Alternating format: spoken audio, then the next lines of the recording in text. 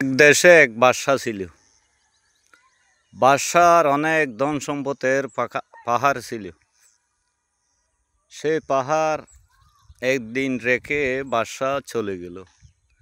উনি অনেক সুন্দর সুন্দর বিল্ডিং করেছে। উনি একদিন চলে গেল, যাইবার সময় পুত্র সন্তানকে বলল, এ পুত্র সন্তান, তুমি একটা কাজ করবেন, তুমি শুধু খল্লা পান করবেন, খল্লা। পুত্র সন্তান কি করলো? উনি রুই মাছের কল্লা, মাগুর মাছের কল্লা, মহিষের কল্লা, গরুর কল্লা, হাঁসির কল্লা খাইতে লাগিল।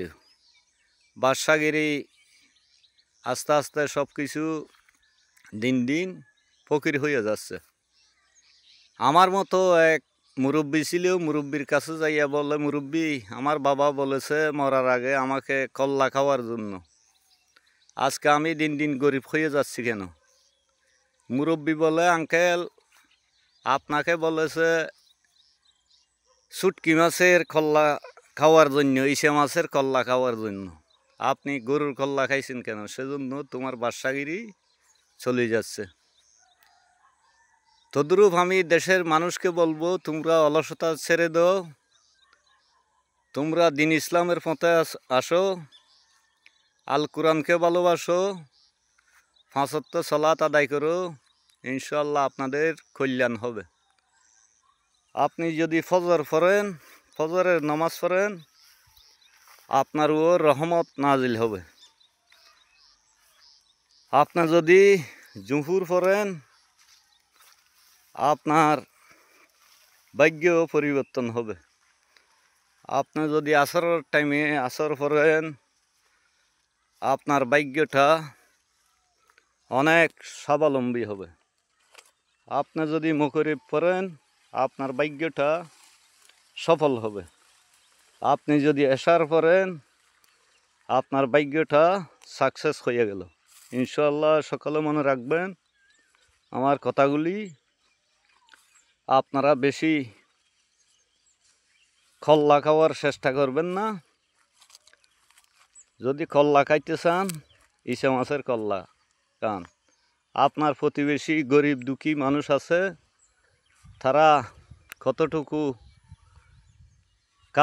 খাইতে পারছে একটু দেখবেন, গরিব দুঃখী মানুষের পাশে থাকবেন, মহান আল্লাহর শুকরিয়া আদায় করবেন, আলহামদুলিল্লাহ। একদিন সকল মুসলমানকে, সকল বাবা দামের সন্তানকে আমি বলবো, হিন্দু, মুসলিম, বুদ্ধ, খ্রিস্টান সবাই, মুসলিম হলে কবরস্থানে, হিন্দু হলে চিতাহলায়, বুদ্ধ হলো চিতাহলায় যেতে হবে, খ্রিস্টান হলো আপনাদের শ্মশানে যেতে হবে। আপনাদের মনে রাখতে হবে, আমাদের সৃষ্টিকর্তা এক, প্রভু এক, শেষ জমানার মহামানব মোহাম্মদ রসুল্লাহ এক। শেষ বিচারের দিন মহান আল্লাহ হাসরের ময়দানে কথা বলার সুযোগ কোনো মানুষকে দিবে না, শুধু মোহাম্মদ রসুল্লাহ সাল্লাল্লাহু আলাইহি সাল্লাম কথা বলতে পারবে, সুপারিশ করতে পারবে। তাহলে আমাদের উচিত মোহাম্মদ রসুল্লাহ সাল্লাল্লাহু আলাইহি সাল্লামের অনুসারী হওয়া।